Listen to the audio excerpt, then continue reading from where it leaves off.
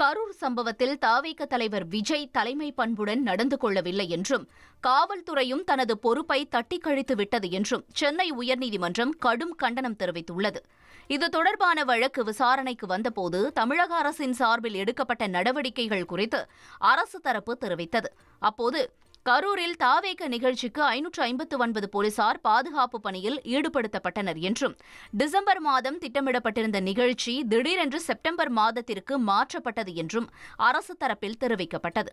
அதைத் தொடர்ந்து பேசிய நீதிபதி செந்தில்குமார், கரூரில் நிகழ்ந்துள்ளது மனிதர்களால் உருவாக்கப்பட்ட பேரழிவு என்றும் இதை நீதிமன்றம் கண்மூடி வேடிக்கை பார்த்துக் கொண்டிருக்க முடியாது என்றும் தெரிவித்தார்.